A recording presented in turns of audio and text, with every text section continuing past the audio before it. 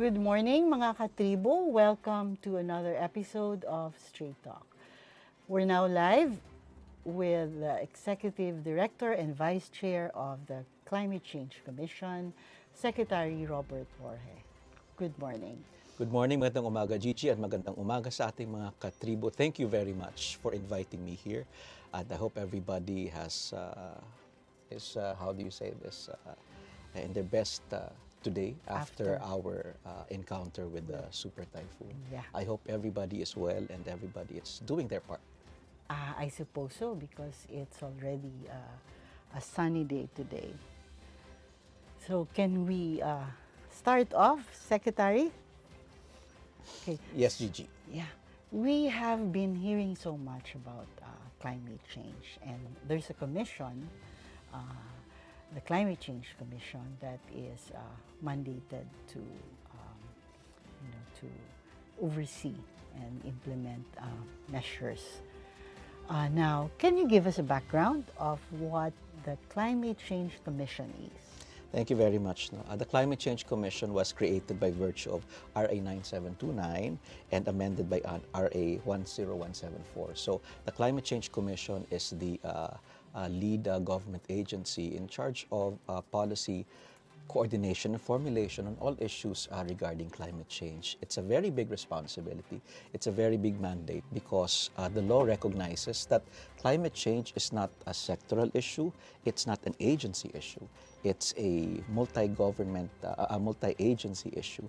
And in fact, ang sabi namin sa climate change, the solutions to climate change require a whole of society, a whole of government, in fact, a whole of world approach in order to effectively address that. So, ang Climate Change Commission ay nangunguna sa pag-coordinate ng ating mga ahensya ukol sa mga polisiya to address climate change and also to provide recommendations on what to do. So it's many things, including also negotiations at the international level when it comes to climate change. Nangunguna din ang ating Climate Change Commission when it comes to monitoring and evaluation dahil base sa ating mga international commitments, may mga dapat tayong ginagawa para ipakita sa mundo yung level of commitment, understanding, and implementation natin ng ating mga international commitments. So it's a huge mandate, pero I would like to say that it's also a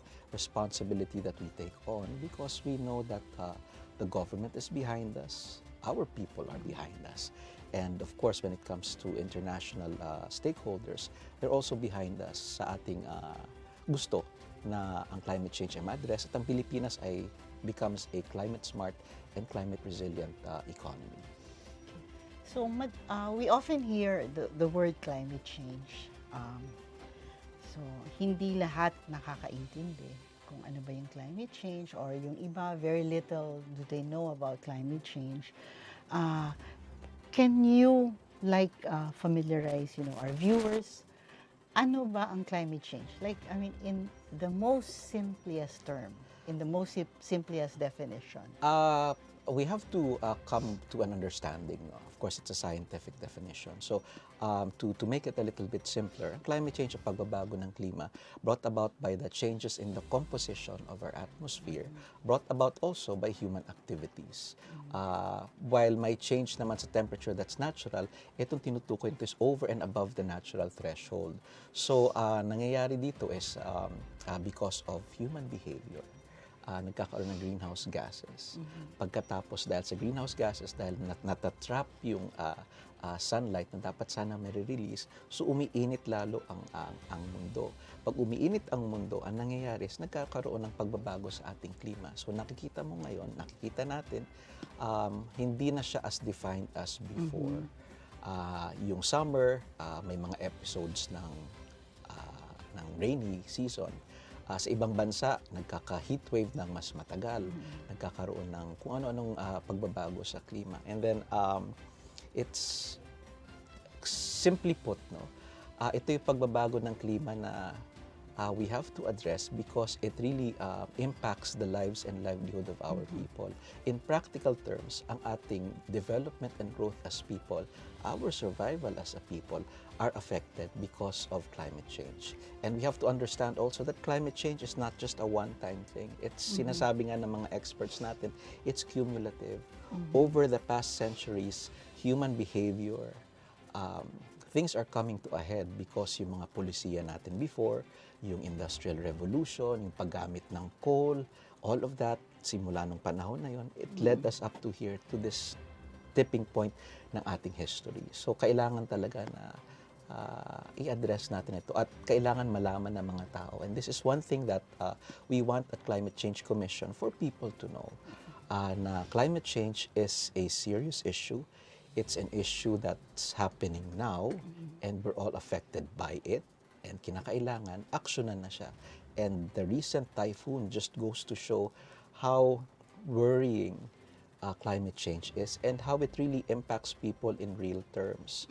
Diba? Ang nangyari before, it's a weather disruption event. Pero ang nangyari I think from a category 2 or category 3, biglang naging category 5. Over 24 hours. And that's very, very disconcerting and very, very, very serious. Because that time frame of 24 hours may not be enough for people to come up with adaptive measures to prepare. And kaya nga sinasabi natin, ang climate change is an issue of buhay at kabuhayan, lives and livelihood are at stake. Ultimately, the survival of nations and development and growth for nations like the Philippines that aspire to be more prosperous. Yeah. So, totoo yan because, the typhoon, the super typhoon Carding was, in just 24 hours, tama ka, Secretary, that we were given a very little time to prepare. Ang mabuti nga is we were prepared. I understand that there were preemptive evacuations. And then, of course, government already has its own SOPs para masiguro na matugunan ang mga pangangailangan. But sabi nga ni Pangulong Marcos, we need to prepare more. And when you say preparations, it's not just human resources, it's not just time, it's also material resources. And for a country like the Philippines na gusto nating umangat sa ating estado, we want to be a developed country, that means when you take something from, when you have something, you have to take from your budget somewhere, diba? And you have to utilize that. So we really have to do our part, and it's not just a national issue, it's a global issue. Like what President Marcos clearly said, it's an issue that needs to be addressed because countries like the Philippines, who are least responsible for climate change, dahil ang contributions naman natin sa greenhouse gas emissions ay mas mababa, kailangan ang developed countries and carbon majors should be doing their part. And that's also what we're doing sa climate change. Climate change din ba yung in the previous years, pag nagkakaroon tayo ng mga typhoon, medyo naglalast siya for like days before, the typhoon leaves. Parang ito kasi, in one day, there was an announcement, and then people are expecting that the following day, tas medyo umaaraw na. So is it still climate change? What we can say is that our weather is continuously evolving, and there are climate change drivers that make things happen. And what we want for people to know is that it's not just quick onset events like typhoons.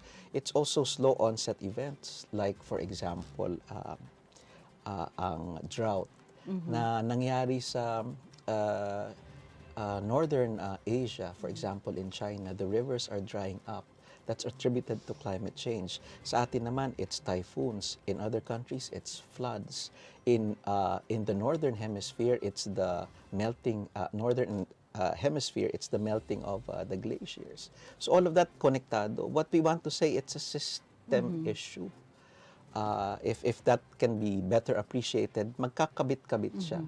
Kung kaya't kailangan din ng kabit-kabit at coordinated approach ng gobyerno, ng society at ng mundo para ma-address siya. So it's really, it's not the hard questions to be asked would tell us that it's a compounding issue, complex issue. Ibig sabihin, nagdadagdag siya through the years. Kaya kailangan talaga natin to take a few steps back and to see ano bang kailangan natin gawin as a community, as an individual, as a barangay, as a country, and as a world para matugunan na ito. Dahil it really has to be addressed. Yeah. So, now that medyo, you know, yung mga sunod-sunod na nangyayaring mga, you know, the typhoon, tapos yung sabi mo nga, Secretary, you know, the melting of glaciers, bushfire is also attributed to climate change, right? So, being the Vice Chair and Executive Director of the Commission, how challenging is it to make it understandable to Filipinos the effects of climate change and practical ways Thank you very much, to address it? Gigi. You know, kami sa Climate Change Commission, we rather think of it not as a challenge but as a responsibility. Buhay naman ay nagbibigay ng iba't ibang hamon sa atin. And it's up to us, it's up to people, it's up to organizations to rise to the challenge and to address that. Kasama po sa priorities ng ating Climate Change Commission to make climate change more understandable to people, to make people, how we say it, to make the important interesting, and then to make the interesting something that we can act on urgently. I have a communications and diplomacy background, so importante yung if we want behavioral changes, we have to come up with effective communication strategies. Hindi naman natin mababago ang ating mga polisiya kung kinakailangan or ma-reinforce ang polisiya kung hindi naintindihan ng ating mga leaders, ng mga pinuno, kung hindi maintindihan ng ating mga lokal na pamahalaan, kung hindi naintindihan ng ating mga citizens kung ano yung problema. Ang maganda lang ngayon, I think, is that with President Bongbong Marcos, he has been very, very clear at the outset on the importance of addressing climate change and his commitment to work not just with the government stakeholders and stakeholders of the nation, but in the international community to address it. So that's one of our priorities. But of course, we also have other priorities, several-pronged siya. We want to assist our LGUs to make sure that they're able to come up with their own climate adaptation plans and that there are support for that. Pagkatapos, gusto din natin na ang ating mga supporting mechanisms, including the People's Survival Fund, are made even more available to LGUs para may karampatang budget para sa mga nangangailangang LGUs. Of course, importante din dyan is to strengthen our partnerships not just within the Philippine government but also with other sectors, including higher education institutions and state universities and colleges. And of course, our partners in media, because you know, I was a former media personnel as well, and iba pag yung araw-araw na pag-uusapan siya, and maybe perhaps well, the Department of Education has already integrated climate change, no? But reinforcing kasi yung other types of communication venues para mas lubos na maintindihan ng mga tao. So, it's a multi-pronged approach for us in the Climate Change Commission now. And we want also to ensure that our government agencies, including the Climate Change Commission, are capacitated. It's an ongoing thing dahil nagbabago ang siyensya. Ang gusto natin is mapaigting ang coordination with our government agencies to make sure that those with their respective mandates continue to improve. Pagkatapos ang Climate Change Commission, ganun din. At nang sa ganun ay we work very closely together to really make sure that our strategy and our vision for a climate resilient and smart Philippines is achieved. Yeah. So it seems that, you know, it's really, you know, the government will be very firm in, you know, implementing measures towards addressing the climate change. And very evident because the president even mentioned that in his first SONA and during his speech at the United Nations General Assembly. So we have more to talk about, Secretary, but before we, kung anong mga topics about climate change, very important, essential topics, let's take a short break. Welcome ka dito sa SM. Come as you are. Mahilig ka man sa pabago-bago o sa paikot-ikot. Yung nag-a-adulting or parenting. Ikaw na kulot, white-haired, purple-haired, kayong magkaibigan na nagkaibigan. Buong barkada. Yung gusto mo, chill lang, or gawin yung feel mo lang. We know you're changing, so we're changing with you. Come on in. We're all in. At SM, you're always welcome here.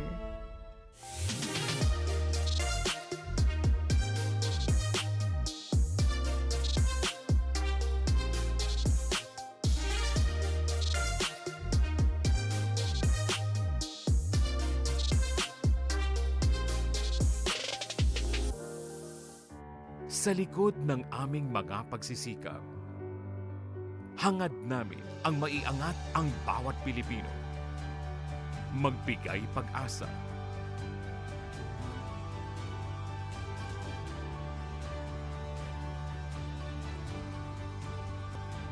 Maging kaagapay sa pagbangon, katuwang sa pag-abot ng pangarap. At maging lakas at sandigan ng isang masigasig na bayan. PAGCOR, creating opportunities beyond gaming.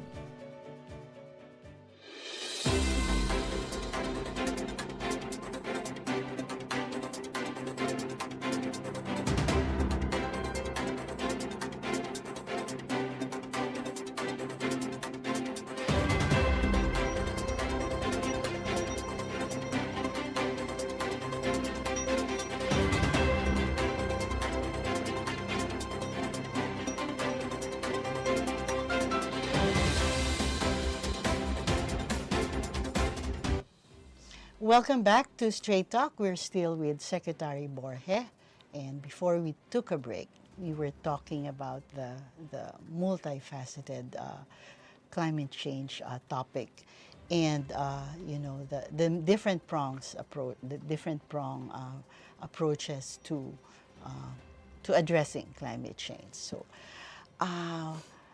medyo na-introduce mo na kami what climate change is, although, talking about it would really, 1 hour is not enough, but at least, our viewers would understand what climate change is. So ano ba? What are the current priorities and initiatives of the Commission? Thank you very much. No, I would love for another interview to expound on the approach. Well, we did discuss climate change earlier. Siguro ngayon ang importante sa priorities ng Climate Change Commission is number one, with the new cohort of commissioners, we've resolved to be a working Climate Change Commission. And that entails strengthening our partnerships with all our stakeholders, from the national government agencies to our experts, to our youth, to our media partners. Just to raise the level of awareness and understanding about climate change. But importante ang to build the capacities of our LGUs, because that's where things happen and that's where action needs to be done. So, ang local climate change adaptation plan natin, ginagawa ng ating Climate Change Commission, and we're working with the Department of Interior and Local Government, especially now because we just got off from a election cycle. So the new leaders have to know have to know about climate change and what they need to do, because climate change adaptation plans are required na. Gusto natin mapataas ang submission ng LCCAP. In the same manner, we have to also strengthen our partnership with government agencies, because there are different mandates. But again, as I said earlier, climate change is a whole of government approach. It's a cross-cutting governance issue. So what we want is na-identify kasi ang budget within each government institution. And we've successfully increased that. Right now, it's now 400, uh, around 420 billion already in the National Expenditure Program, yung na-allocate ng ating NGIs or National Government institutions for climate change. So these are the expenditure tagging. Nakikita na nag-increase na siya by more than 40%. Gusto natin na magamit ito to increase the resiliency not just of the agencies but of their programs as well. Importante din ang ating partnerships with strengthening the National Panel of Technical Experts at maging available sila, especially for local government units that do not have the capacity to undertake projects. And importante dito, when it comes to this, ang People Survival Fund, it's a 1 billion peso fund that's available for LGUs to bolster their funding para sa climate change adaptation programs. Right now, the utility rate is about 35-36%, and we want to increase it, and we want na magamit yung fund na yun very quickly for their adaptation projects. And it all boils down really to LGUs. So yun yung focus natin, and we're strengthening our mechanisms right now, our coordination with government agencies, particularly with those that are preventive in nature. So we're working very closely with the Department of Energy, Department of Environment and Natural Resources, the Department of Agriculture, and the Department of course, the DILG and the Department of Education for information and education campaign. And right now, sinabi ni President Marcos na importante ang climate justice. And this is what we are doing at the Climate Change Commission. We're involved in a series of discussions with international stakeholders on how to further bolster the climate justice agenda through unlocking climate finance in the multilateral arena, and to make it responsive to the needs of people, especially when it comes to loss and damages. So again, it's a multi-pronged approach. Pwede kang malula, or you can embrace it and make sure that our country is fully enabled to respond to these challenges. Okay. So para sa viewers natin, parang the word climate change is parang very intellectual. I mean, talking about it is parang very intellectual. So, what are the practical ways? At this point, what are the practical ways, since this is, a whole of government, it's a whole of nation, everybody should be involved in, climate change. For the ordinary Filipinos, do you think, Secretary, are the practical ways for them to help address it? Again, a whole of society approach siya. Balikan ko lang yung idea na hindi ko nabanggit kanina. Isa din sa priority ng Climate Change Commission is to draw in our private sector. Climate change mitigation kasi and adaptation efforts require a lot of investments. And of course, our government is investing in ourselves. Nakikita na natin yung uptrend sa budget. Pero government cannot do it alone. So we need to work with our private sector to invest in, for example, sa energy sector natin, to move from coal-based power plant to a cleaner energy. Pero it requires a lot. It requires billions, if not trillions of pesos. So our private sector needs to be involved. Our youth need to be involved. Our CSOs need to be involved. We're formalized already the mechanism for consultations with the CSOs under this cohort of leaders, commissioners at the Climate Change Commission, and also with the private sector para mag-usap at magkaroon ng espasyo para malaman kung ano ang priorities. And para sa amin, kailangan na napag-usapan ito, and people have to ask the hard questions para makita kung ano talaga ang solusyon na kinakailangan. Now, going from the macro, from the global to the national, to the local, to the individual, of course, importante ang individual responsibility. We have to know the issue. More than that, we have to know what we can contribute. Ang sinasabi nga natin is no responsibility is too big and no task is too small. So lahat po ng kailangan that we can do, we should do. Pero we would always remind people na if we should aspire for something greater. Kasi hindi naman pwede na minimum palagi. Now is really the time for governments, for national agencies, for CSOs, for LGUs, and for individuals to aspire to contribute more. Now, how do we do that? Change in our behavior. For example, simply put, we have to address the issue of the culture of waste. Kailangan masinop tayo at hindi tayo waldas at maaksaya. Kailangan alam natin na inaalagaan natin ang ating environment dahil pag hindi natin ito inaalagaan, ay hindi din tayo aalagaan ito. For example, Sierra Madre, we need to protect our forests and our mountain ranges because they're there for a certain reason. Plastic, alam natin na in the production of plastics alone, may greenhouse gas emission siya. Now, nakita ngayon sa latest typhoon Karding, yung dami ng ating garbage, diba? That's an indication of our profligate and wasteful human behavior. Sabi ko nga, when we were at the International Coastal Cleanup Day, maganda na we get together to clean up our coasts. But maybe the more important question is, why do we have to clean up when we can clean in the first place? Yeah.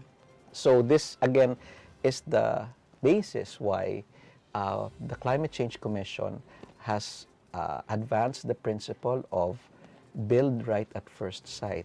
Kung mapapansin ninyo, right now the buzzword is build back better or build forward better. And this is with regard to disaster risk management. But we say, because our resources are limited, we're unlike other countries, we should build right. Antemano, dapat maayos na siya. So dapat yung mga nasa no-build zones, dapat walang communities sa no-build zones because that should be an area where we can build we can grow mangrove forests. Yung mga mountain ranges natin, yung mga forests natin, dapat antemano, pinapaigting natin ang pag-secure sa kanila. Pagkatapos sa solid waste management, tayo dapat, hindi naman tayo tapon ng tapon lang. Tapos, kasama din dito, huwag maaksaya sa paggamit ng energy because, you know, every megawatt that's wasted, it also goes up to our atmosphere. So we have to be very, very conscious of what we can do. If we can walk, bicycle, yun nga yung magandang development ngayon. If you can walk, take a bike, maganda siya. But again, it becomes a whole of government issue and whole of society problem because people will say, you want us to do this, pero anong options meron tayo? Yeah. Diba? You want us to use the mass transportation, but anong available services that's there right now? Ang maganda lang, again, is that under this administration, under President Marcos, all these are being addressed. It will require time. So in the meantime, while we work on fundamental changes, we have to be willing to do our part to contribute to the adaptation mitigation of climate change and its impacts. Siguro, you were mentioning secretary. The secretary was mentioning a while ago yung mga basura. I mean, right after nag-subside yung floods, after the typhoon, doon nakita talagang sobra. The whole street talagang puro basura. So, dito rin pumapasok. Sobrang dami. Makita mo isang plastic lang yan. Ilan tayo sa Metro Manila? Estimate is around 11 million. If everybody throws away just a tiny piece of plastic. And each would be doing that. Correct. So it's really tons of garbage. Kaya I always say this sa mga talks ko. We hold governments to account also. Namamagnify kasi siya. Pagtapos ibalik natin sa ating buhay, nakikita din natin na ay contributor pala ako. We cannot not do our part. We have to demand from government. Our government is fully committed to this. I've never, President Marcos has been very clear, and in all of his major policy statements, from his inauguration to the SONA, to UNGA, which is the biggest and highest platform of engagement with the entire world. Klarong-klaro what needs to be done and what the priorities are. Maybe we have to look into ourselves also what we can contribute.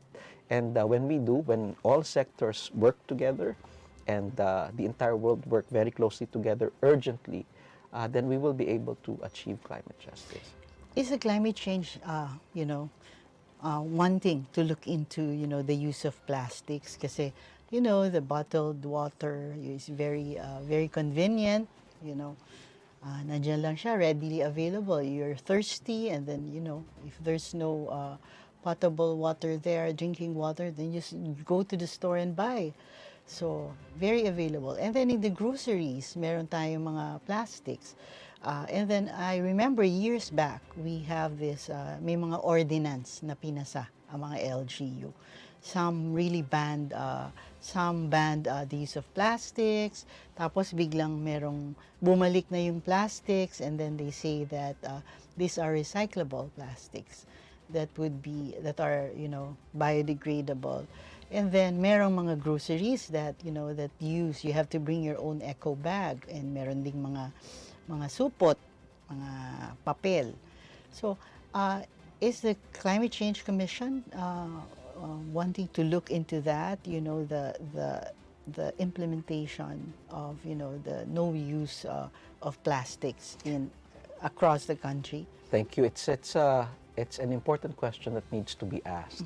And for the Climate Change Commission, we've been deeply involved in the creation of the Extended Producers Responsibility Law, which has now turned into a law, and we make responsible the producers of plastics, and to make sure that their use, and they're responsible for the management, not just the production. Kasama din dito siguro at to make sure that we have our laws, for example, on solid waste management, that these will be implemented even more strongly. We're encouraged by the fact that many LGUs have chosen to come up with ordinances to address this. But again, it has to be coordinated, and it has to be at the national level also. We just have to sound the alarm, no? Na plastic is not just plastic. It's not just contributory to floods. It's contributory to pollution of our water resources, whether rivers or the oceans and the seas. And then it's also going to affect our food security. And right now, one of the issues na nakikita ng ating mga experts, yung mga microplastics are creeping into our food system because they're being ingested by fish. So we really need a lot to work on. So much to do. I would just want to say na wag tayong it kind of boggles the mind, the enormity of the responsibility. But we have to sit down and see what we can do. There should be better options for Filipinos, but it has to be a conscious decision on their part that they forswear yung use ng plastics. But government has to also come up with more either incentives for companies and individuals siguro. And then also, if the incentives don't work, you have penalties. I was supposed to ask to that. make sure that those responsible, especially the producers, will do their part in making sure that plastic is produced much better and disposed of in a more environmentally friendly manner. Do we have specific laws that, penalizes or, sanctions? We have If we have environmental laws, very broad kasi pag sinabi mong environmental laws, pero pag Climate Change Commission, violators nung, do we have specific laws? We have the Solid Waste Management Act, which holds those responsible. And then we also have the EPR. But do we want stronger laws? Yes. That will be up to our legislature. How they're going to come up with penalties for this. And maybe, yun nga, we have to draw all of our partners together, not just the executive, but also the legislative, to come up with the law agenda that's really supportive. Kasi marami na nga tayong batas, baka kailangan Amend lang. i-consolidate Yeah, siya, consolidate. find out whether amendments are required, and this is why actually we've come up with the EPR para to move the society, to pivot it towards more responsible behavior. And again, it's behavior that's not just lodged in one particular sector, buong bansa talaga siya. If we want to incentivize, for example, the procurement of products that are environmentally friendly, then we can also do that. I think it's something that's being worked on right now. We also want to incentivize investments in green energy that will provide green jobs, and our Department of Finance has been working on establishing that enabling environment for our investors to move towards that. So it takes a lot, but we're getting there. Ang tanong ngayon is, will we get there fast enough? Yeah, I was supposed to ask that. Because urgency siya. Sabi nga ni President Marcos, the time to act is now. Hindi ba? But we have to really, sa akin we have to think of what we can do as individuals and as sectors and as a whole of society, a whole of nation, to make sure that the challenges are addressed. If you're going to rate on a scale of 1 to 5, anong rating mo sa awareness ng tao? I mean, based on, you going around, so how do you rate it? With 5 as the highest, of course. I don't want to do this without benefit of a scientific Based lang. I mean, it's not going to be a... It's actually one of our pinag-uusapan namin ngayon, yung to come up with the strategic communications and to have that survey para yung level of understanding mas totoo. But it requires funding, and we're looking for funding right now with our partners. But I would not want to give the number, but maybe ganito. I have friends who are lawyers, who are doctors, may mga professionals din, tapos syempre may mga kaibigan tayo sa iba't ibang estado ng buhay. When you talk about Climate Change Commission, kadalasan sinasabi, may Climate Change Commission pala. All right. Okay, so maybe on that part, medyo a little bit low, but climate change is there. Alam ng tao na may climate change, but siguro yung level of awareness and understanding needs to be identified. Kasi it's usually correlated with, kinukonekta rather, sa disaster risk reduction. But what we say nga is climate change is more than just disaster, more than disaster preparedness, more than disaster action. It's more preventive, and it's greater in scale, more preventive nga siya. So in that regard, siguro we need to work very, very hard, and we need partners like you in the media. We need partners in like DILG and Department of Education, and other stakeholders such as the CSOs, to get people to understand it even more, and more than understanding, really to act on it. And I think isa sa importanteng action points would be tree planting and tree growing. And I don't think it's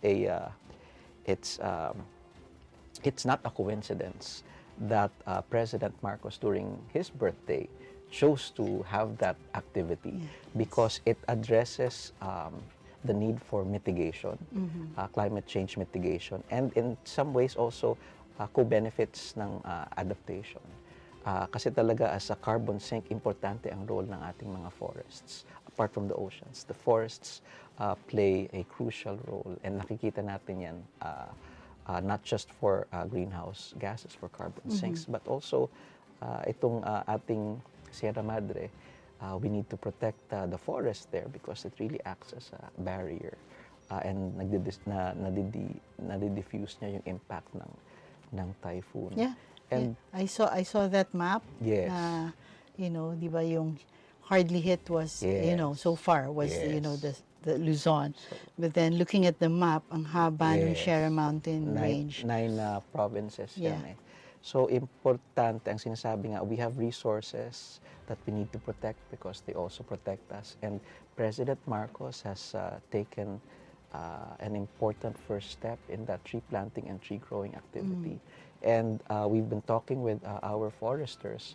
Ang sabi nga nila, the figures now is if one person, a Filipino, planted 100 trees, then pwede na siyang makonsider na carbon neutral. Ibig sabihin, you've helped in mitigating yung greenhouse, yung carbon footprint mo neutral na siya.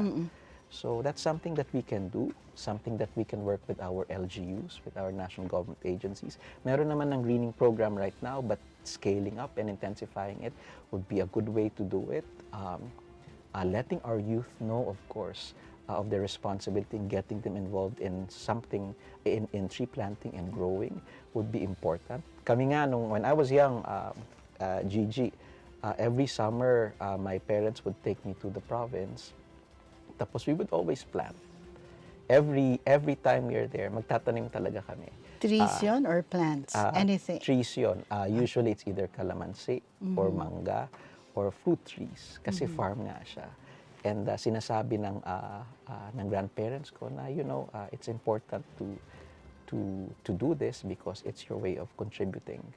So hopefully that attitude of responsibility is further strengthened, and it's not just tree planting, it's really in our behavior. And to make the right choices for the environment, for our nation, and for ourselves. Yes, totoo yan, Secretary. It's not just, the government, setting policies for us on climate change, but without the people cooperating or doing their part for pertaining to these policies is useless, if we all don't cooperate. So I'm going to ask Secretary, after we take this break, about how the Commission will move forward based on anchoring on the speech of the President in the United Nations General Assembly. So let's take a break, and we'll be right back. Josel Dariaga po. At Maita Basa David. Matapos ang 92 centavos na decrease noong July at August, may increase na 39 centavos ngayong September. 9 pesos and 94 centavos per kilowatt hour ngayon ang overall electricity rate. Dulot ito ng pagtaas ng fuel prices at peso depreciation. Para naman safe kayo mula sa scams na nag-aalok ng bill discounts. Sa Meralco payment channels at official payment partners lang mag-transact. Ngayong typhoon season, Imayin nyo na! dapat handa. Essentials ang emergency lamps at power banks kagaya nito. Look for 10,000 mAh for phones at 30,000 mAh for tablets. Para brownout man, may power ka. At kung mag-brownout, i-report nyo sa amin anytime. Hanggang sa susunod na Meralco Advisory. Aling Rose! Uy, kaganda ng kamatis mo ah. Magkano to, Aling Rose? 80 per kilo. Ha? More naman? Maganda kasi. Naku.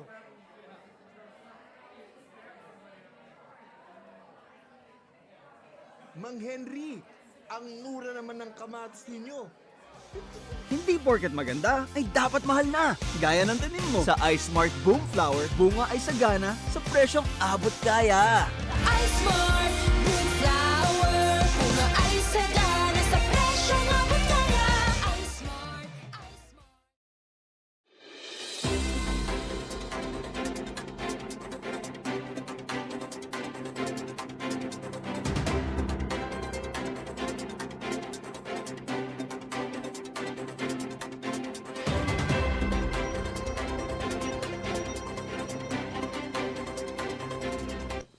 Welcome back to Straight Talk. And while on break, I was asking the Secretary kung Ano ba yung climate justice? So can you explain in brief ano po yung climate justice na yan? Thank you. Lagyan natin ng konteksto, no?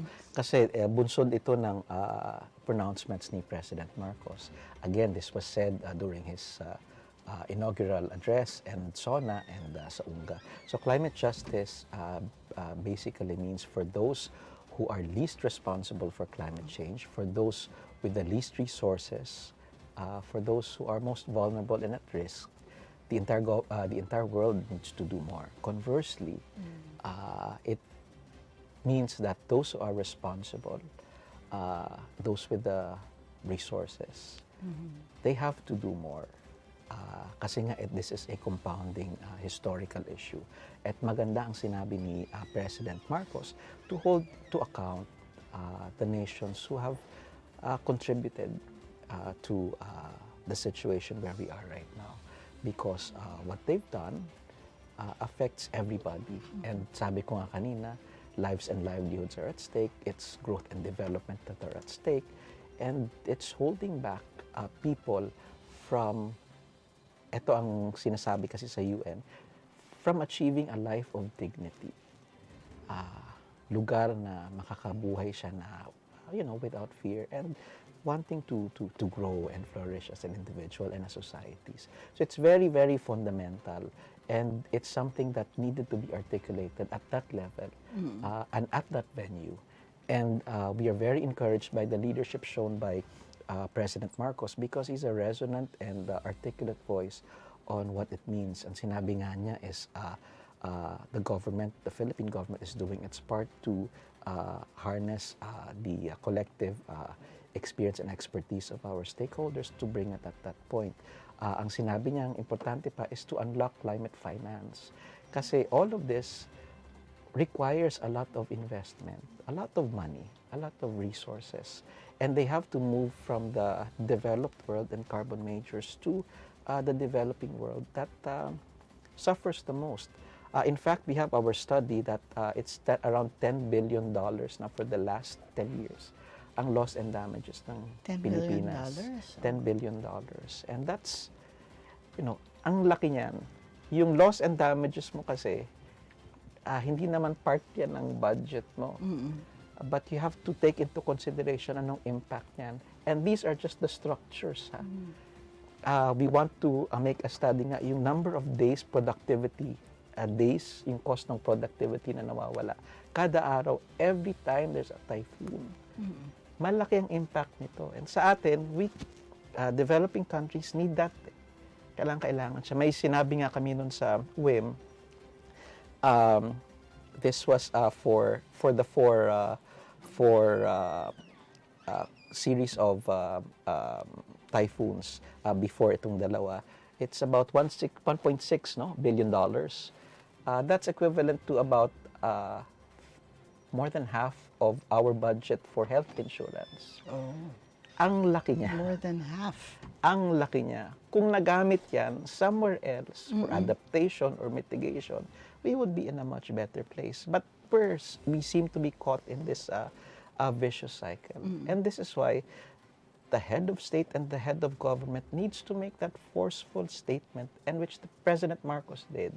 And kami naman sa Climate Change Commission, along with other government agencies, are working very, very hard to make sure that the agenda of loss and damages are worked on for the upcoming COP27. And we're also working with our civil society on making this an important part of the agenda. Kasi we cannot turn a blind eye to this. We cannot turn our faces away because it's the here and now, and we need to address this. It's already there, right in our face. That's right. So, yun nga, climate justice, ibalik natin sa buhay at kabuhayan. When people's livelihoods are imperiled, when their lives, when their properties are destroyed, when their lives are snuffed out, there has to be collective action, and we have to be moved to do more. It's really a challenge for us. Pero if we do not do anything about it, and this is what's good about the Philippines, is that we're providing an important voice in this debate that we say requires action. Kasi nag-agree na tayo na climate change is here and it needs to be addressed. So it's time for us for action. Ang sabi nga natin is the principle that we base our agreement on is climate justice, and the locus of action is climate finance. Unlock climate finance, unlock it now. Will this call to action, Secretary, be part of your participation in the United Nations COP? It is. In fact, we have a series of meetings already, and we're in several consultations with the Group of 77. We've also attended subsidiary bodies meetings sa Bonn, and importanteng aspect siya, component siya ng ginagawa natin. And apart from that, of course, we know that it's something that's being discussed right now. The Climate Change Commission is, in the meantime, also working with our development partners to make sure that they also help us bilaterally through bilateral partnership or partnerships with multilateral organizations to help us out. In fact, again, we formalized this mechanism and we've identified several projects already, around 15 projects. But we want more, of course. And importante na for the coming COP27, loss and damages will be discussed. And nakikita natin ngayon that even for CSOs, they've been pushing to make sure that the developed countries and the carbon majors will finally act on the issue of loss and damages. So that's very, I mean, I learned so much. I mean, I guess our viewers learned so much. Yun, yung sinabi mong damages. Hindi ko alam, ganun pala kalaki yung damages that the Philippines lost to, the effects of climate change.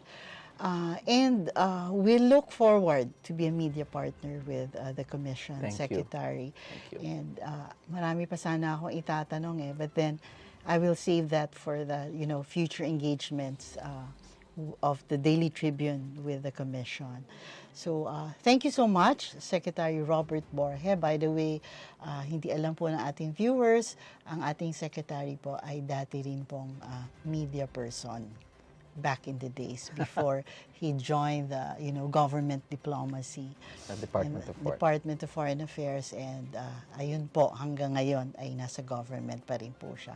Mukhang nasa puso na talaga niya yung public service.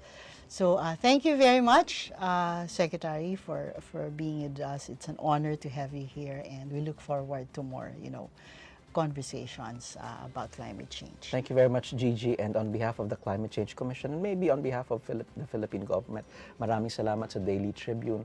We know that you have a page on sustainable development.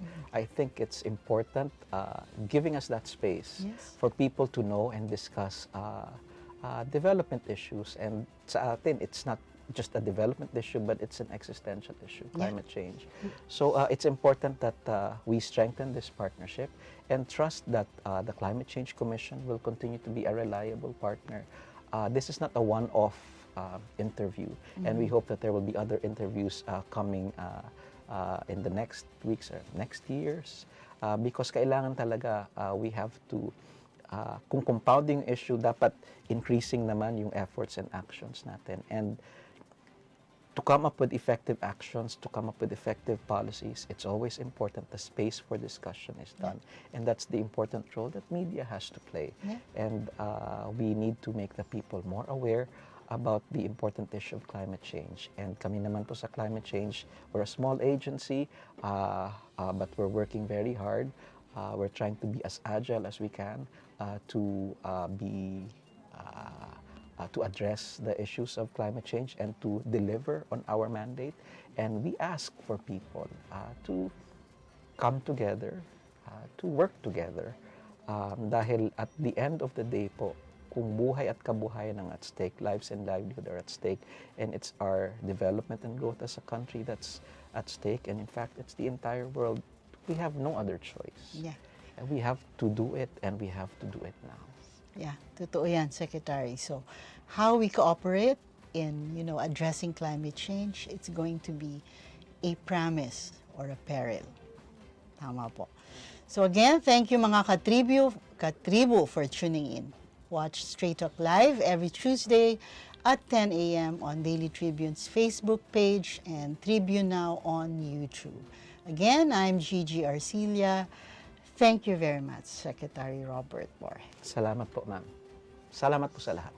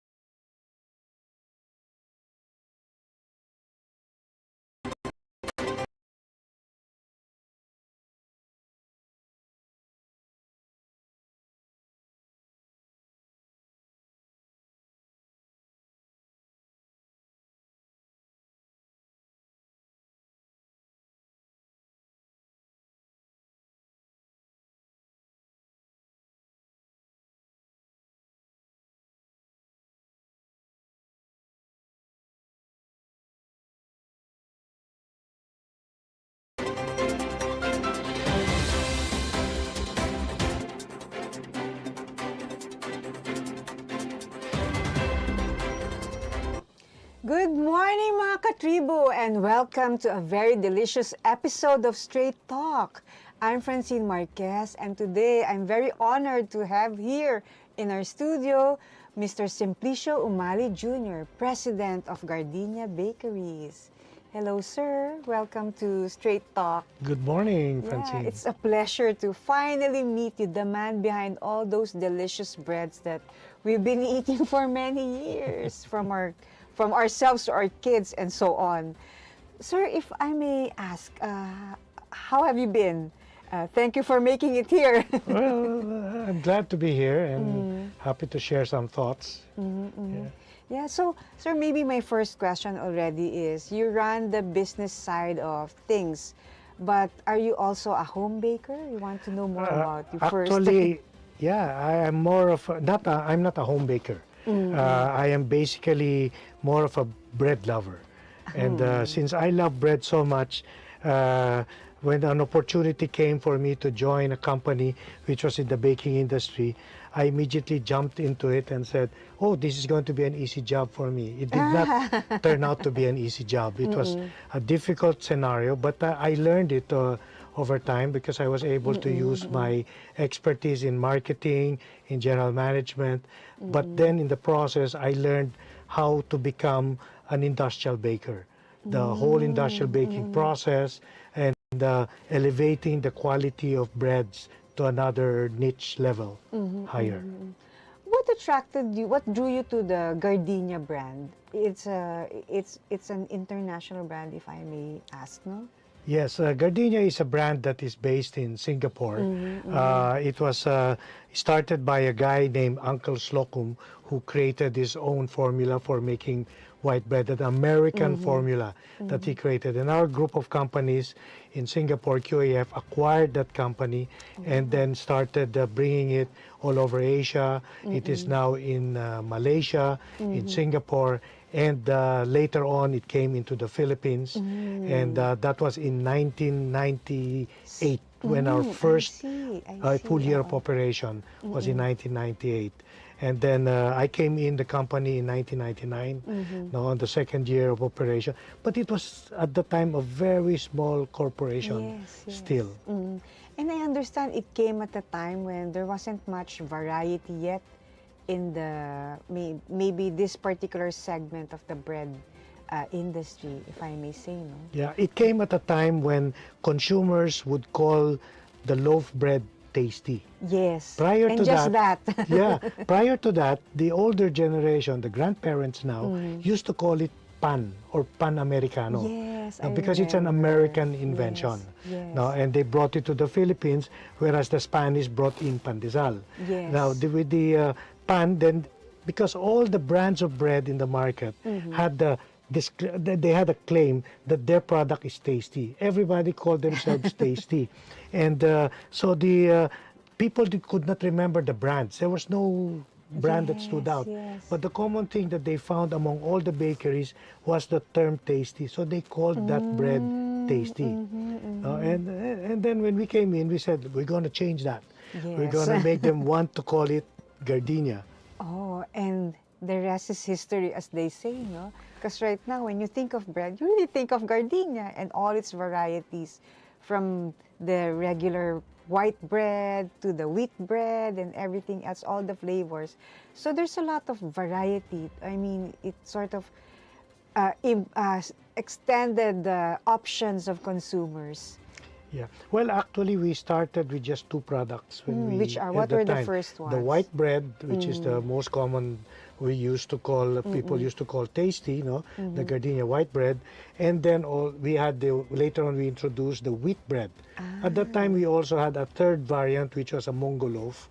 No, but we took that out because the mungo that we use is imported and very expensive. So we decided to take it out. So we only stuck with two. Then as we went on, we started adding more and more variants. What was the initial market that you were thinking of? Well, all we wanted to do was to be able to serve the market better than the other bakeries, because bakeries were just concentrated in their communities, and there were branded products whose brands were not known, and they were selling themselves in supermarkets. So what we did, we tried to expand the distribution. Actually, I got into the company because my wife asked me to buy a loaf of bread that had the American impression and colors, and I bought the wrong brand. And she got so angry.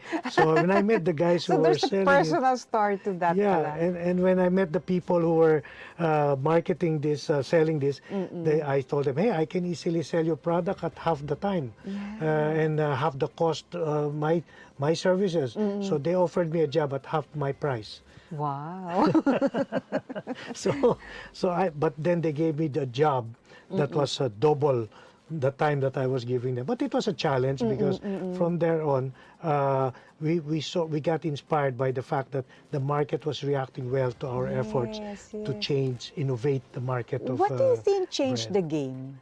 Well, at the time, there was no known brand. So what we did, we started looking at what consumers were needing, what they wanted, and we started trying very hard to respond to their needs and wants. And that way we were able to support it with proper marketing efforts, and we just started gaining market share. And where was the initial factory? Of course, you bake the breads here in the Philippines, right? Yes, we brought in a factory here that was capable of producing 2,000 loaves per hour only. That's only 2 per hour, no, 2,000. And it was automated. The bread was produced and touched by hand, and the consumers found that we can produce a better bread. The technology we brought in and we shared it here. Okay, yes. So you improved you upskilled, you sort of elevated the way breads are being done here, but on a more maybe industrial or more volume to supply, no? Yes, consumers were assured that they were getting really quality bread, safe, produced in a clean environment. But more importantly, they found a basic difference between the other breads that they could buy. It was soft, it was aromatic, and then it was tasty. It really tasted good, and they liked that. And we added more to satisfy the consumer, and that allowed us. At that time, our price was 20% premium compared to all the other breads, and we were able to still market it to the consumers despite the premium price. I guess because people really wanted to pay premium for such quality, flavor, and a lot of healthy factors as well. Yes. Especially with the whole wheat bran, no? And some grains and fruits like raisins and cranberry added to it.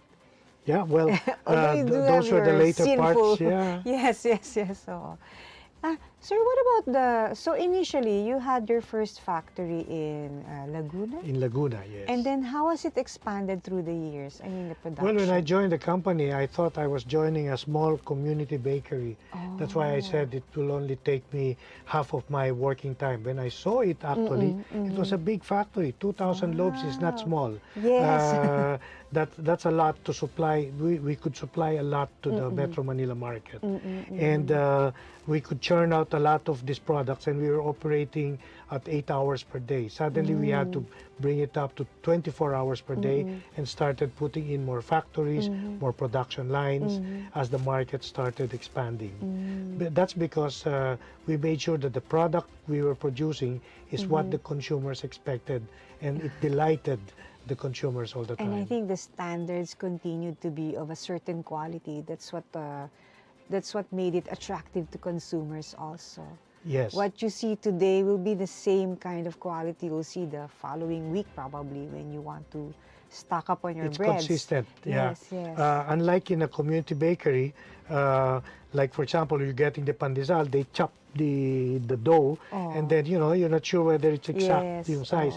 In our case, because it's done by machines, you get exactly the same weight, exactly the same formula from the first loaf to the last loaf, and even every day and even months after that, it's exactly the same formula that you're getting. So you always find the consistency in the quality of the product. Now, sir, let's fast forward a little bit. Well, maybe 2020, the time when the pandemic was declared. How did Gardenia fare?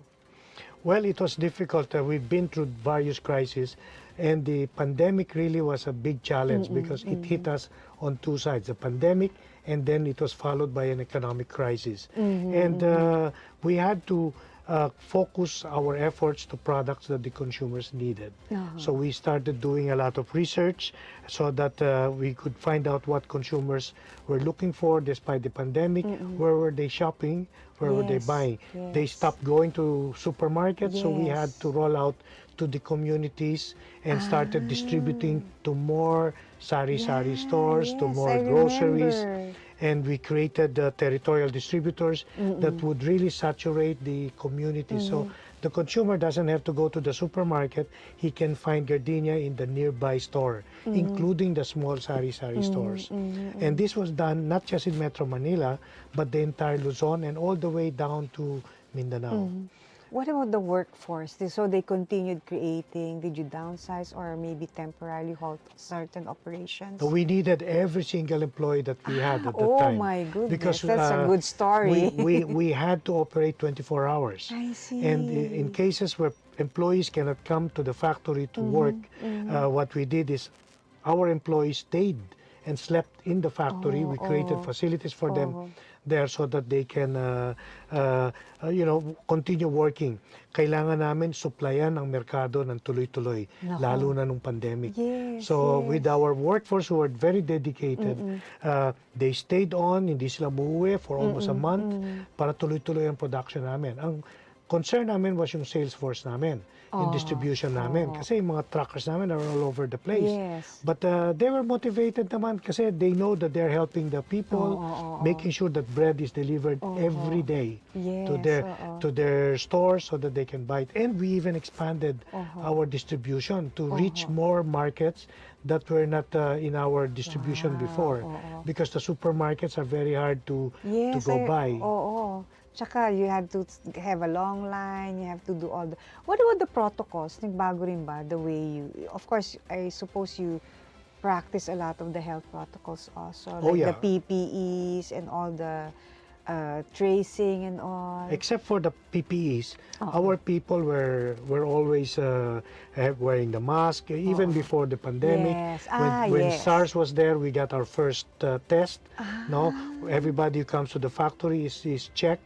We do temperature checks, and so we did a lot of protocols. Like you have to have every employee, even our salesmen from Lawag all the way down to Mindanao, they have to submit a daily health checklist through our digital network, so we know how they are doing. And then they wear masks, and they always had alcohol with them. We did all the necessary protocols, social distancing. For a while, our office personnel had to work from home, and then later on, they started coming back. But the factory people, they had to stay in the factory because the plant is there. Yes. So would you say that that you were already prepared for the pandemic because of the hygiene and sanitation practices that your team had been practicing? Yes, because of our strict protocols on hygiene and even experience with the previous SARS epidemic that came in, we were already basically prepared for that. But then we had to add some more. No, we had to do more. Like we had to find facilities where our people could stay, key people. We had to house them somewhere so they can come to the office. We increased our vehicles that would pick up our employees to bring them to the factory. And then we had to improve our digital network so that our people who are working from home are digitally connected and they can continue their work. Would you say that your digital culture was fast-tracked because of the pandemic? Well, we had to do a fast-track effort, yes. yeah. But we still need to do a lot more because like the digital payment systems is something that we're still trying to roll out to the sari-sari stores. Because some of the sari-sari stores owners, they don't still want to absorb digital payment systems. Gusto pa rin nila cash pa rin. Nagbibigay pa rin sila ng barya. No? But gradually, this is changing now. Yes. So, and of course, yung entry ng mga delivery apps, no? Yeah. So, did you also get into that as well? Yeah, we created an e-commerce team in our company. So we worked with Grab, Lazada, Shopee, no, and Lalamove. We work with a lot of groups that can do online deliveries, and it was very exciting and challenging. We even for a while created a group that was full of those homeowners who wanted to have business on their own, so they created deliveries on their own. Okay, so we developed their online business. But now that they're back to their offices, nawala na yung kanilang online business, so we continued it through our other approaches. But how much of e-commerce has stayed in the online? Well, it's gone down. Okay. Now It's that gone physical stores are open, so you suppose people still want the touch and smell, no, when they do their during when the they want lockdown, to check out the breads. Yeah. Iba pa rin yung when you are in the supermarket, you can have a wide selection. Yes. You have the feel, no? That's right, touch and smell. No? And you can talk to somebody, a merchandiser who can explain things to you better. And but the online business is still there because it has created convenience. Yes, No? oo nga. But before that there was a need to get your bread. Where am I gonna get my bread for my breakfast? I don't want to go to the supermarket. So pinade-deliver nila. Now, even the supermarkets are now doing deliveries. So they Yes, also have yes. an online business. So it has expanded things. Now that the stores are open, the online business is there, it expanded the market. So as we see things, whenever there's a crisis, you create opportunities. And when you tap and take advantage of the opportunities, you develop and innovate to be able to grab the opportunities, then that opportunity stays on. So the market keeps growing and expanding. And I guess that's where the agility of the company comes in, ano? Yes. Like you said, initially you try to take that need among people who are staying in quarantine to have an added probably enterprise that they can get into, and then after that online, maybe e-commerce, you built a team on e-commerce. The pandemic actually created problems also for the whole industry and even for us. No? Yes. We had our stores, we had the Baker's Mission stores and Big Smile stores. Many of them closed down because the shopping malls, they were closed. So they were inside the mall, so they had to be closed. They gave us free rent, but nobody was buying. There was nobody in the malls. So we had to close down these businesses, and some of our franchises had to close down their businesses. But it created an opportunity for us to innovate and create new things and find new ways. Just to give our audience some back, Baker Mason is like the cafe part. It's an artisan type of bread that makes croissants. They make baguettes, no, the artisan bread products, no, and quite a wide range of products that we had there. And you can have coffee also there, and soup, no? And soup we also had it there on a bowl, and bread bowl. It was doing very well. But because of the pandemic, that had to be innovated. So we innovated. We introduced, instead of having that product sold through the stores, we brought it to the supermarkets in a frozen manner. Why frozen? Because consumers wanted to cook something at home. So you give them a frozen bread, they put it pop it in their oven, or even just an oven toaster. And then with that, it comes out like it was fresh from the oven, and then it's crunchy and crispy, and it's napakasarap, and they liked it. So it created a new market for us. So now we are going to roll out a lot of our products. We have the I just remember we have the croissant here. We have this is the croissant. It's frozen. No, and this one is the Cuban cheese roll. It's the most popular one. It's frozen, but then you toast it, it becomes crunchy, and then when you bite it, it's hot and it's very nice. Consumers love this very much. It's a popular one. We even have a cheese bun, a coffee bun that goes with it. So it created an opportunity for us to go in. And later on, now we are going to roll out again the Baker's Maison outlets. Oh, good. Good to know that it will be back. Yes, sir. So, during the pandemic, were there product trends? Because I remember there was a big baking trend during that time, no? Those ube cheese pandesal bakers. Everybody was just staying home, learning new skills. How did you get into that kind of trend also? Did you develop products along that direction? What we do is, it's a twofold approach. We constantly talk to consumers and find out what their needs are. And we try to monitor and observe them. And we immerse ourselves with consumers who love bread. I'm a bread lover. So therefore, when I immerse myself with them, I find out what their needs and wants are. And when we discover this, we try to develop products that will satisfy that need. At the same time, we know what are the trends in the baking industry. We attend international events where all these new products for baking are being introduced from all over the world.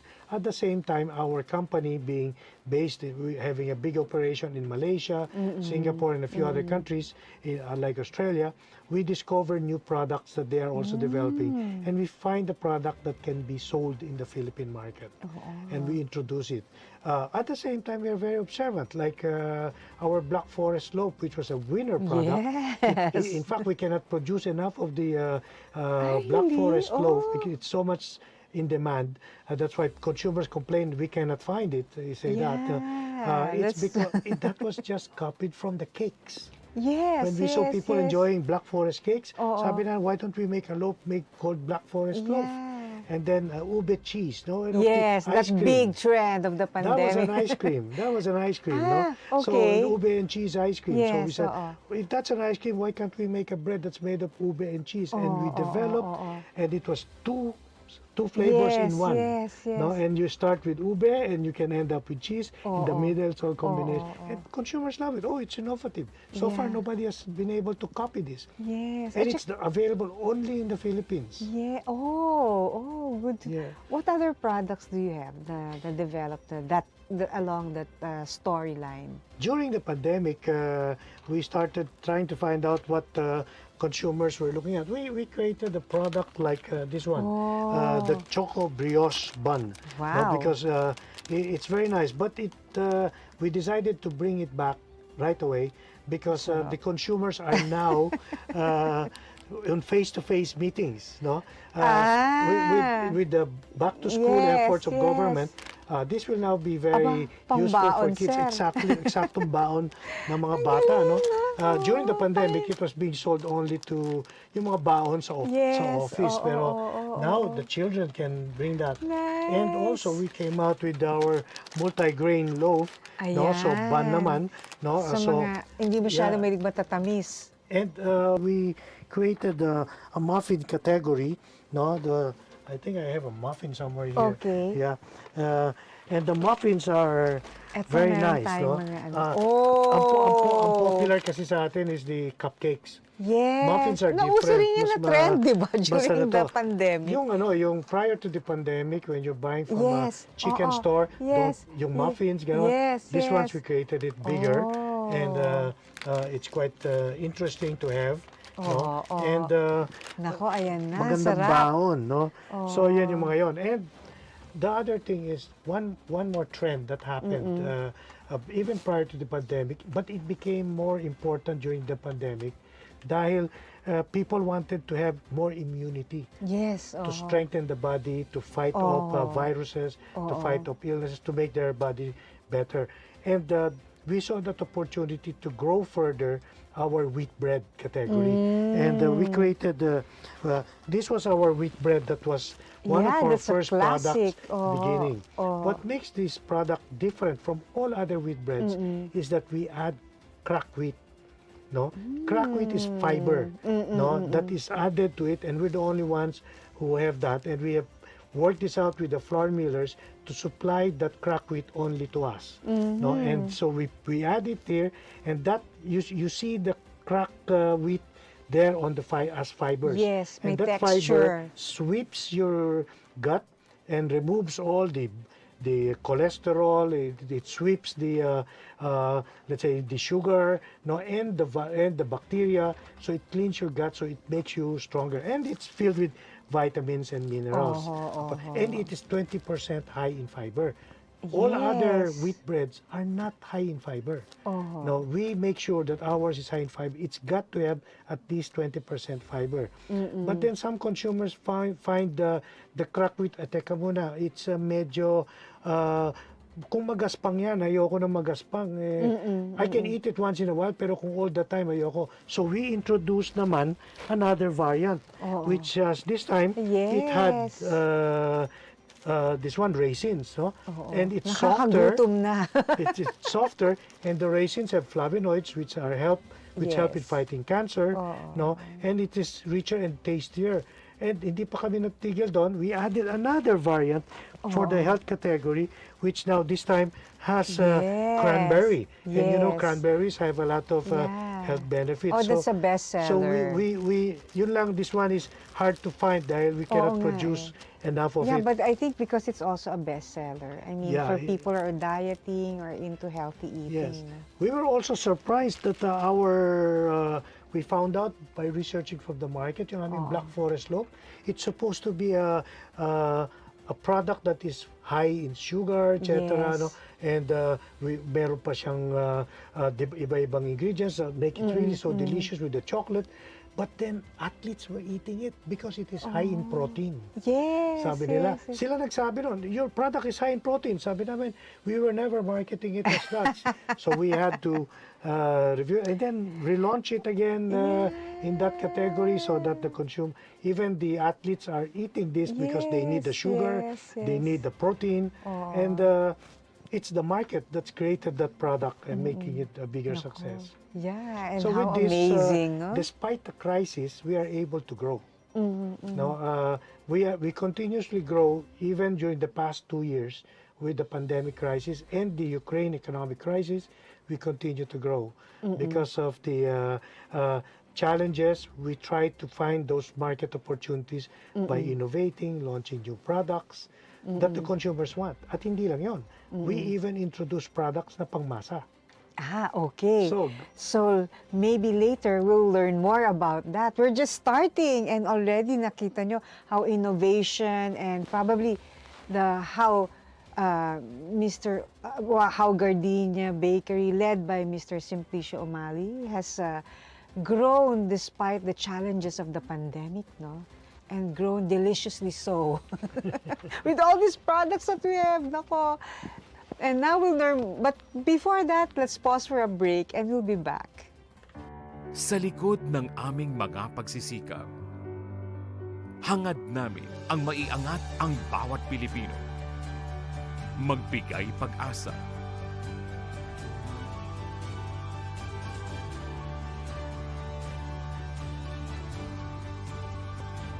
Maging kaagapay sa pagbangon, katuwang sa pag-abot ng pangarap. At maging lakas at sandigan ng isang masigasig na bayan.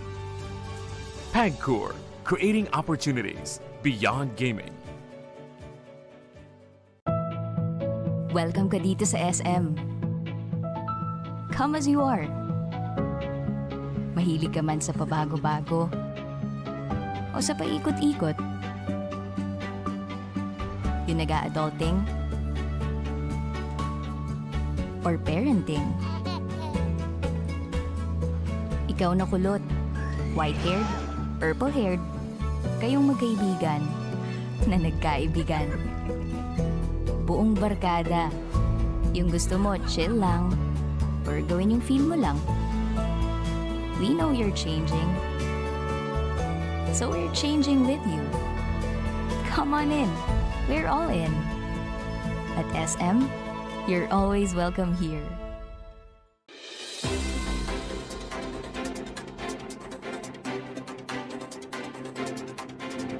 Nako, welcome back to Straight Talk. We're still with Mr. Simplicio Umali Jr. And before the break, we're talking about how Gardenia has pivoted along with the times to offer improved, better, healthier breads for everyone, especially those who are staying in quarantine, and how it has kept up with the times with new trends introduced and that really responded to the way the market lived their new lifestyle in the midst of a pandemic. So, sir, my next question now, before that, we were talking about how it has also adapted to the needs of the market, and you were talking about the community bakers, bake shops. Can you tell us more about it and how you adapted to that need, also demand from the bread lovers here? Well, basically, the Philippine bread market is divided into what they call the packaged and the unpackaged market segment. We are in the packaged segment because all our products are pre-packed and sold to retailers.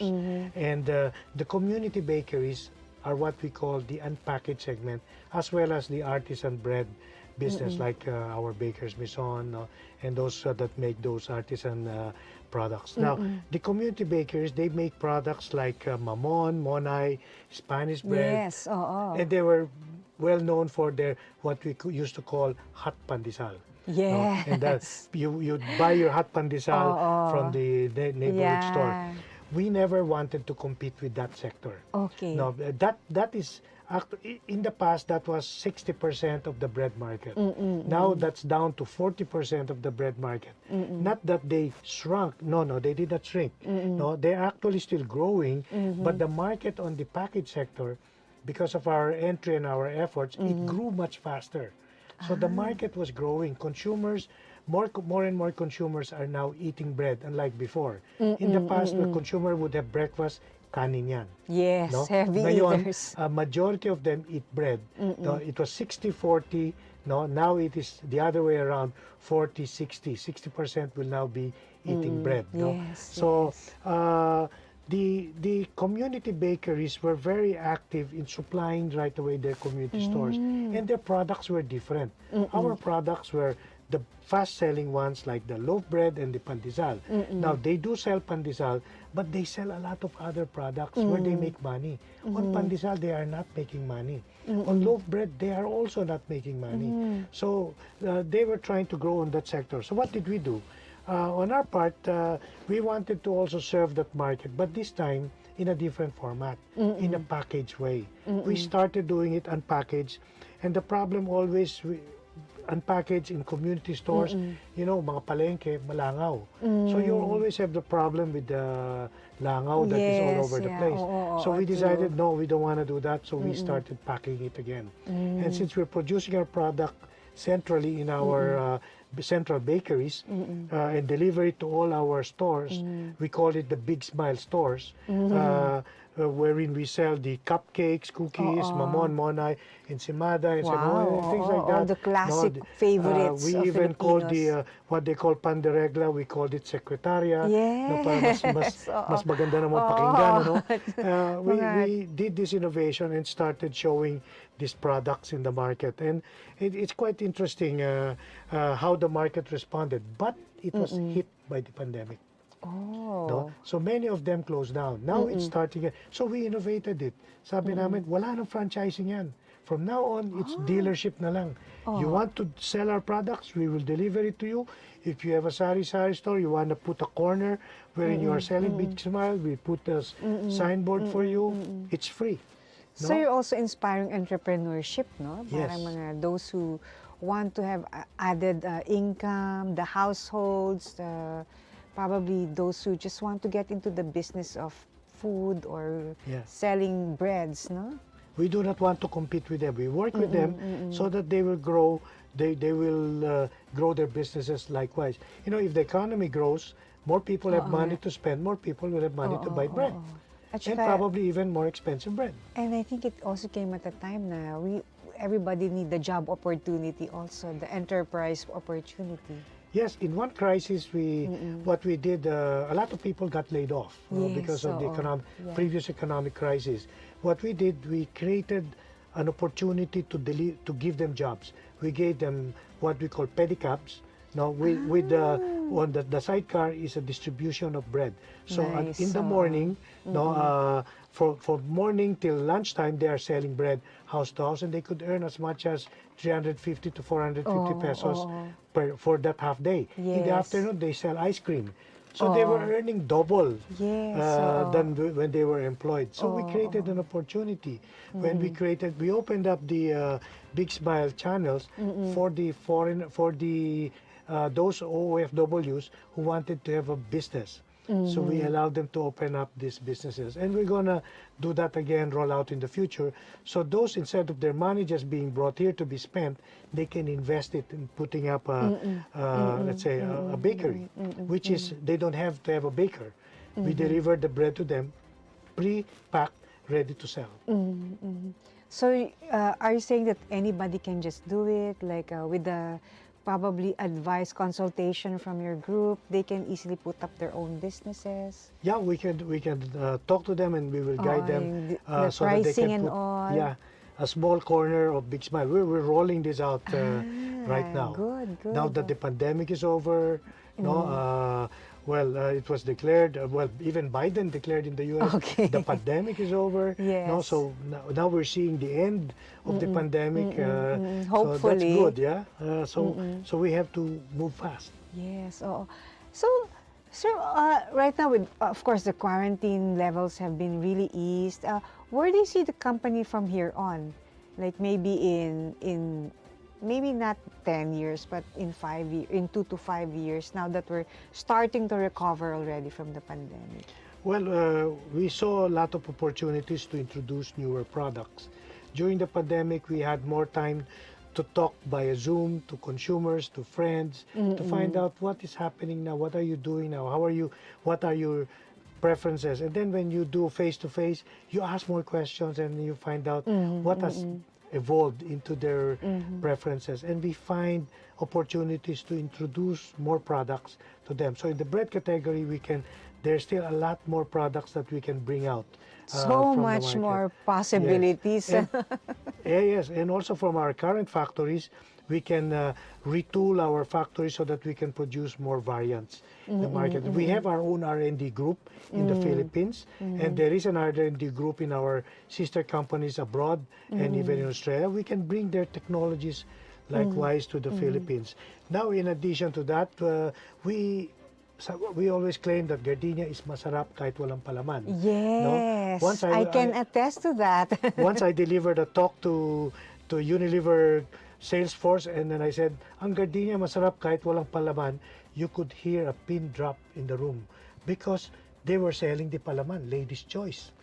So they were, and then I said, pero mas masarap ang gardenia kung merong tamang palaman.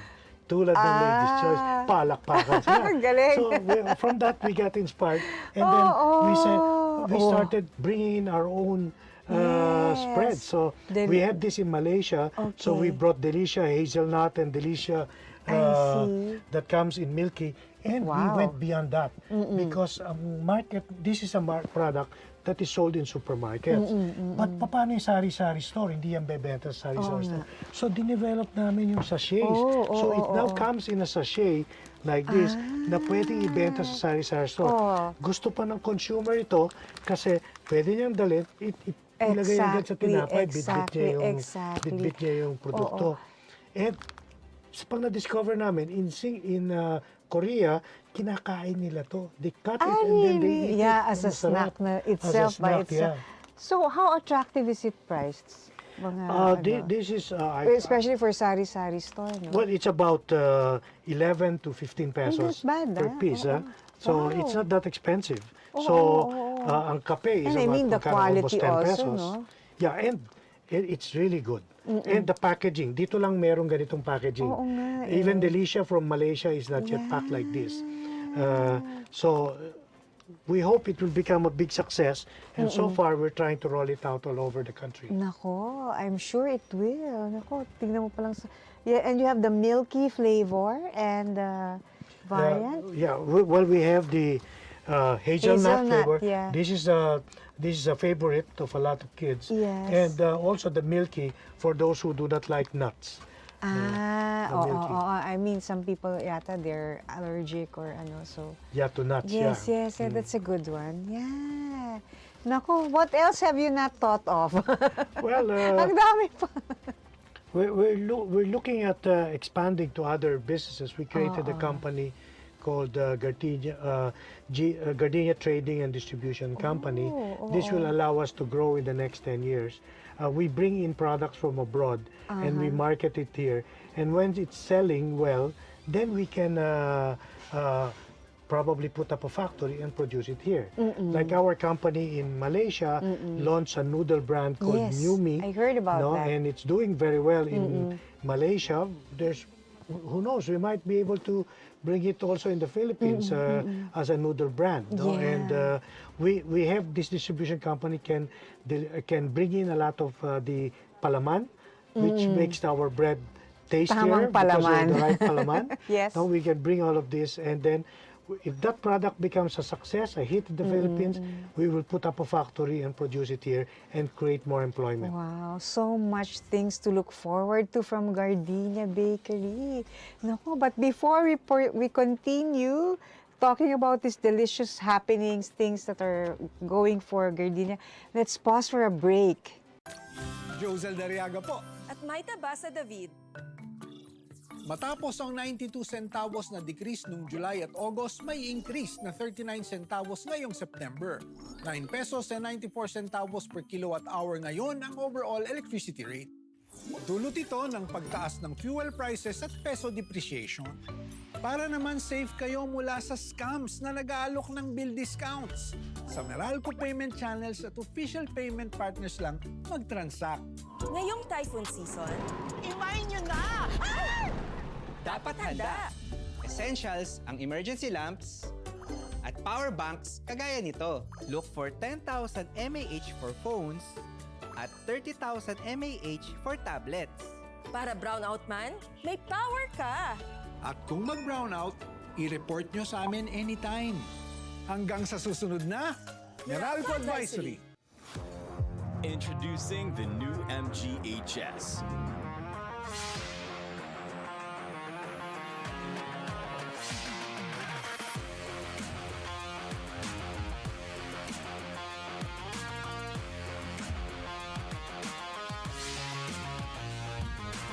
Drive it, ride it, flex it.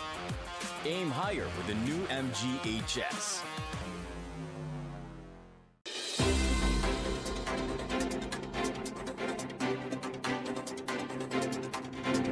And welcome back to Straight Talk. We're with Mr. Simplicio Umalijo having a nice and inspiring chat on the journey that Gardenia Bakery took during the pandemic and where it's going right now. But before we continue with more things to look forward to, how did Gardenia Bakery survive? How did you keep yourself afloat despite the many economic challenges that happened during the past years? I mean, even the external factors, the shortages, the crisis. How did the company keep afloat? Well, basically, the bread industry is really, as a whole, suffering because of the current crisis, the pandemic and the economic crisis. We've always been through a lot of crises in the past, but this time it's a double whammy talaga, and you know, it's like it was the end of the world. But and then you even had the Ukraine war that created shortages. So the price of flour skyrocketed, as you can see on the chart that is shown there. That is how flour prices went up. It started before the Ukraine war. It started going up in a very steep climb, as you can see there. In the middle, you have the time when the Ukraine war started, and it created further shortages and constant increases in prices. Then it was followed by the sugar crisis, then the oil crisis, then you've got the fuel crisis, and then even electricity started skyrocketing.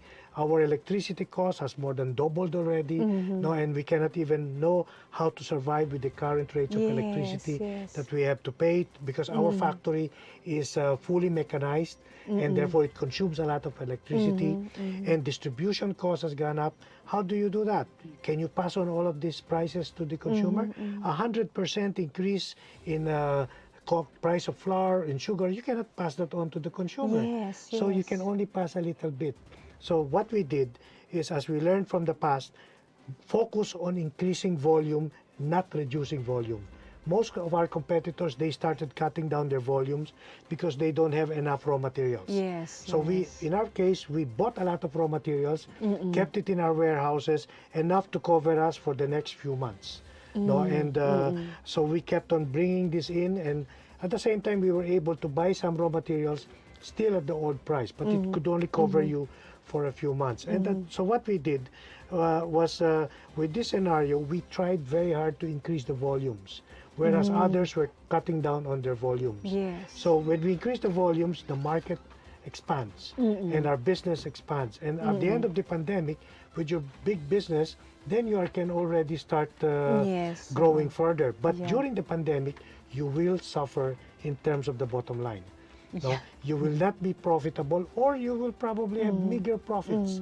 No, that will just barely allow you to survive.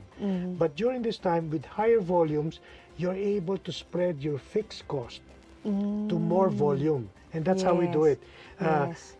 As we increase the volume, our fixed cost remains the same. Therefore, we are able to save on that part. But on the variable costs, which are the raw materials, don't kami nahirapan. So we can only pass on a small portion, which we believe the market can still absorb. But it's not that simple. Our price increases were there, but they were very small compared to the cost of our ingredients. And still, our profitability has really been brought to the bottom. But babawi kami. Pagkatapos ng pandemic, pagkatapos ng economic crisis, when our volumes are up there, and then a little bit of increase from profitability because of reduction of costs, then that will help us recover what we lost in the previous years. That's how we do it. I think that's a very strategic plan. It's really just planning for the future and being able to to keep up with what's in there right now, diba? So that's a survival plan that a lot of our business people should look into as well. Yeah. Sir, and also because of the, speaking of volumes, what I'd like to find out now is your products have a short shelf life. Yes. Because they're perishables, they're made out, and you want it to be as fresh as possible. What do you do with the unsold products, if it's okay to ask you? Oh, wait, let me start this way. Let me explain why the bread products usually have only a 7-day shelf life. No, and some products in the baking process, if they're stored properly, they can maybe extend a little bit more. But normally, it's a 7-day shelf life. So in our case, damaging to the brand if your bread becomes moldy. In our case, we put even in our packaging guaranteed fresh. No, and when we say guaranteed fresh, that's part of our strategic approach, which means that we deliver bread every day, and when we pull it out the following day, or the 2 days after that, we come back to the store, anything that was not sold, we take out and replace with fresh stocks. We do not allow breads to stay longer than 2 days on the shelves. So it's always fresh. So what do we do with those days, with those breads that still have 5-day shelf life? No, what will happen to that? Ang dami niyan, no? So, well, for us, it's not that much because we have been able to develop a system of distribution. But those that come back, no, those with still 5-day shelf life, sayang naman yun kung tatapon mo yun. So, dinodonate namin yan sa charity. So, let's say may nasunugan, immediately meron kaming dedicated truck na pupunta doon, magde-deliver ng tinapay. Dahil yung nasunugan, walang makakain yun eh. So, immediately bibigyan namin ng bread na nanggaling sa mga supermarkets na na-check ng aming QA. Our QA checks the breads that were returned to us, and then they say, these ones can be donated to the poor. They can be donated to feeding programs, to communities in need, even during calamities. We allot these products and bring it to the calamity-stricken areas and distribute this. So a big chunk of our volumes that we pull out is donated to charity. So tuloy-tuloy yan. As you can see in the photos, a lot of our activities, even to the yung mga ating frontliners, no, binigyan namin yan. Nakita namin yung mga security, yung mga police na nasa kalye, hirap na hirap sila under the sun and exposed. So we were giving them bread. Oh, they were so happy. Even the hospitals, we were delivering bread to them, no, to the frontliners there. And we also created what we call a nutrition program. We noticed, for example, in DepEd, there are a lot of children who come to school hungry. So when they're hungry, they're not listening kasi gutom sila eh. So we worked with the DepEd and some groups, and we started donating bread particularly to these children who come hungry. So we were delivering bread regularly to these groups. And we also have foundations who distribute to communities. Nung naglumabas ang community pantry, we were asked by community pantries to donate. But no, what we did, we had a truck that went to community pantries, and we started delivering this bread. Now, there are breads that are not good anymore. Because let's say they got crumpled, or we're not sure where the bread was displayed. Those we cannot, we do not dispose to landfills. What we do is we sell this to fish pond contractors, and the fish pond contractors convert this into fish meal. So yung mga bangos, mga tilapia. I'm just amazed. Yeah, they dry it and they throw it in the fish pond. At pag may nakita kang isda na may tatak gardenia inside, malambot na isda yon. So, sir, parang nakakamanghalang, no? Kasi actually thought of the sustainability, yung parang yung sustainability of the product, of what will happen next, without causing too much, without leaving too much waste on this planet Earth, yung mga ganon, Yeah. ano? So you have green practices as well. Yes. Mm-hmm. That well also going beyond that, we espouse the concept of developing a strategy that is going to help those who have less. So that's why we have this freshness okay. policy, and the Yes. bread we pull out, we donate to charity. Yes. Now, we're developing newer programs. What do you do with the plastics that are I was used to going to- package bread? yes, No, you oo. cannot package. There is no available packaging for bread to keep it fresh, no, other than plastic. If you use paper, it will dry in just a matter of hours. Okay. So the bread becomes hard to dry in a matter of hours. So you have to use plastic. But the idea is we're developing a program to recover the plastics that the consumers are using in order to do that. But prior to that, on the packaging, what we were doing more than that was our factory uses LPG, so there is no emission to the environment, no. And our production operations, all our water systems that we use in our factory is purified before it is released to the environment. So it's purified. You can actually drink it. We even had the time when we had fish placed in a pond where the water goes in before it goes to the river. Dumami na dumami yung isda. Naubos na yung isda kasi kinakain pala ng mga security guards namin. We had an aquarium all of a sudden. Sir, what is your marketing strategy for a household name that already markets itself? Is it parang it's already working on its own? It's a household name. Well, a good product is the very most important thing. You have to have a product that is better than anybody else, or it has to be better than what the consumers are having right now. And that's what we had, but it will not sell itself. No, the first 2 years of the company, it wasn't taking off, from our business. So we had to innovate the way we were doing things. So what we did, we started researching and talking to consumers, find out what was it that they were looking for. Sabi nila, hinahanap nila lagi yung asa ng bago. And that was the most common question. Alin ang bago? They asked our merchandisers. Yes. Alin ang bago? So what they would do is they will look at the expiry date of the bread. You should not look at the expiry date because that's the end of life of the bread. Yes. You should look, but what they want to know is when was this product baked? So they ask the different question, but their real question is when was this product baked? So what we did, we created a colored G-lock, the lock that goes on the product, like this one. This is the lock that is colored. Now for a Monday, it is tan. For a Tuesday, see. orange, yellow, That's blue, it. green, red, and white. There is a color per day. So we told the consumers, look at the color, and when you go to the shelves and all the colors are the same, you know that is the latest delivery. And then we ensure them that it is always guaranteed fresh, and it's always delivered. So that's why we pull it out every day of delivery. Now this lock was important because then that was something that we would do as a marketing effort to freshness concept. Next is we communicated this. We look, ano pa hinahanap ng consumer? Alam mo, discover namin consumers, ginaganon yung mga tinapay sa supermarket.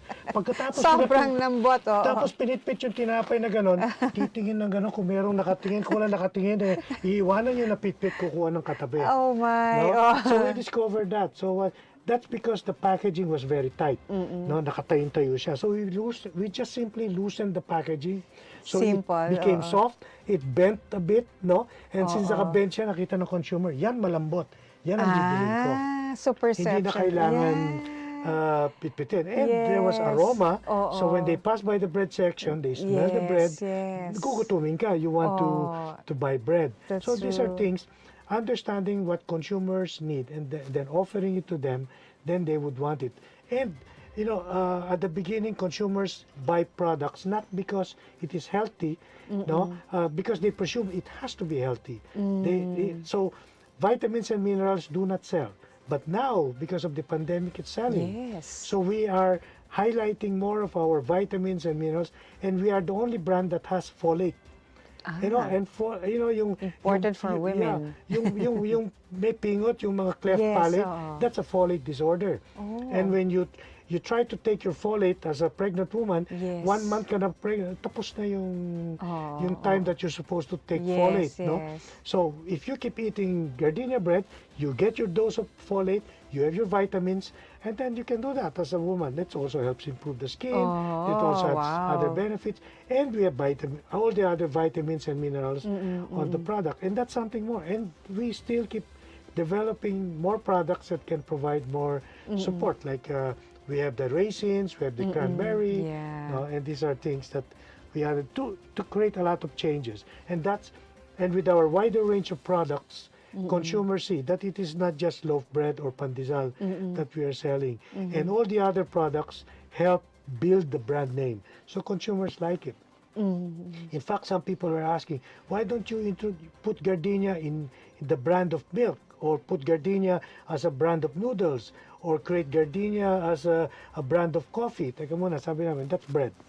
Yes, yes. Yeah. So much to talk about, no? But of course, I also want to ask you personally, as a leader of a gardenia bakery, what keeps you moving?